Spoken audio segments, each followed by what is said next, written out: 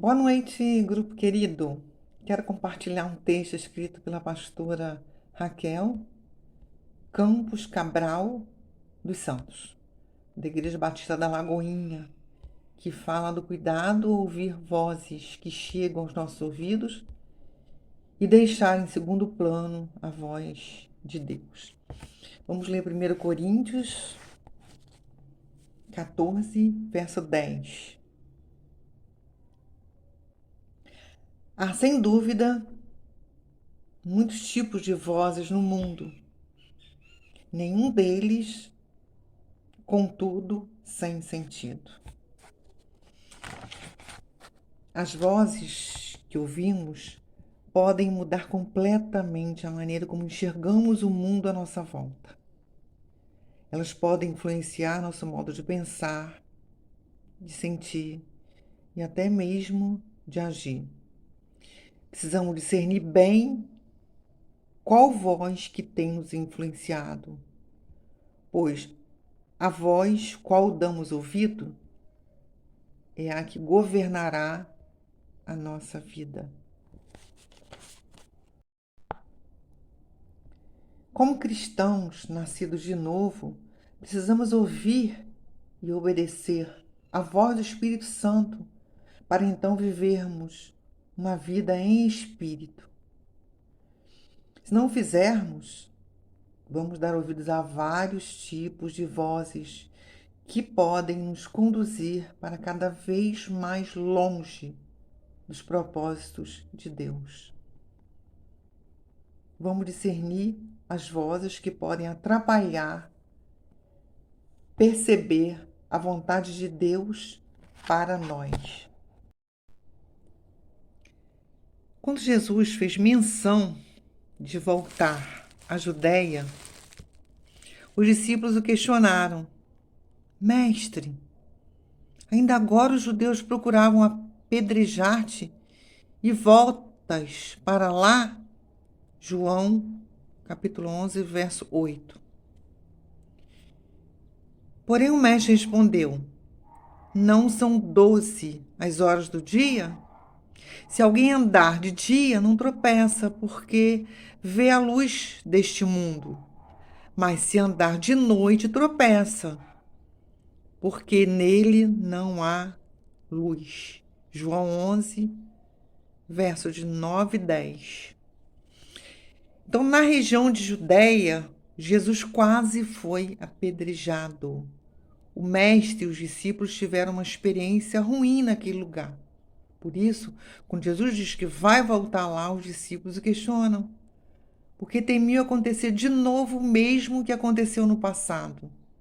Todavia, Jesus responde de uma forma maravilhosa. Ele fala que está andando de dia, na luz do dia, e que quem assim anda não tropeça. Salmo 119, 105 fala assim: a luz na Bíblia é símbolo da palavra de Deus. O que Jesus está dizendo é que ele está andando na luz da palavra, a voz das experiências. Se tem uma coisa que ouvimos e damos crédito, é a experiência passada. A razão de você não fazer algo hoje pode ter a ver com o fato de que você tentou fazê-lo e não deu certo. Se suas experiências passadas não forem submetidas à palavra de Deus, você se guiará mais por elas do que pelo que Deus disse.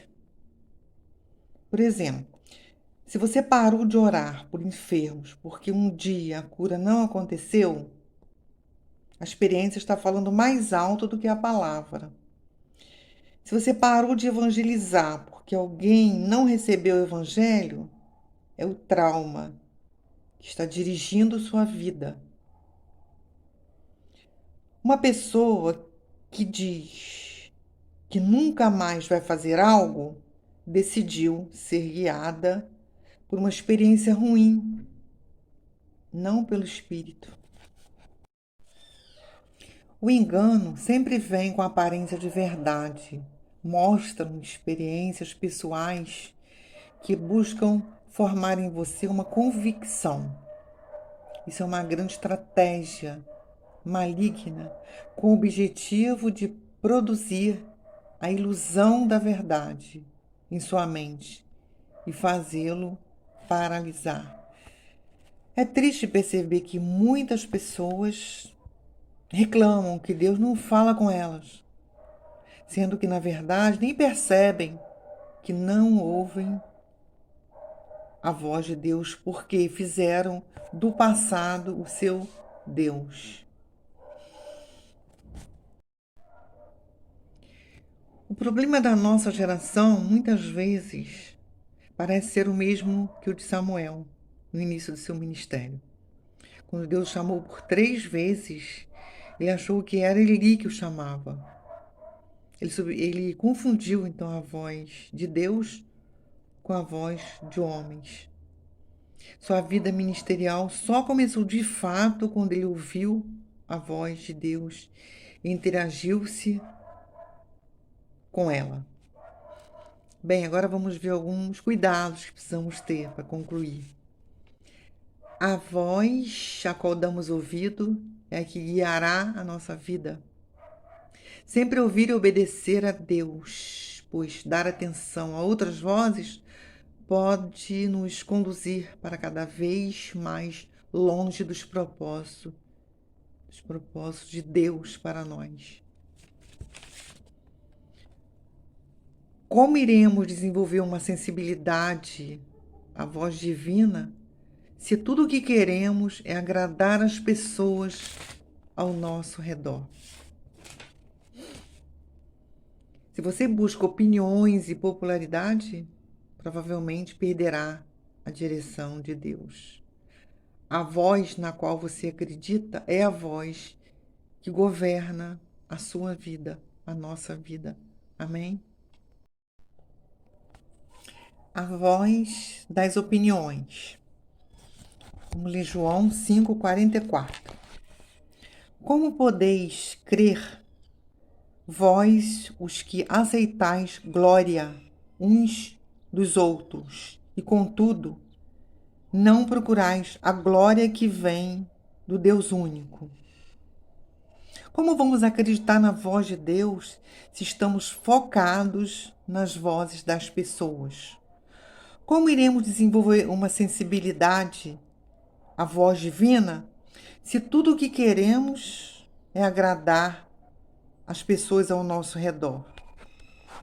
Antes de tudo, o servo precisa estar concentrado em honrar o Senhor. Gálatas 1:10. Porventura, procuro eu agora o favor dos homens ou de Deus? Ou procuro agradar a homens? Se agradasse ainda a homens, não seria servo de Cristo. Dar ouvido às opiniões dos que nos cercam não apenas pode nos levar a seguir um caminho errado, como também pode influenciar a maneira como nos enxergamos.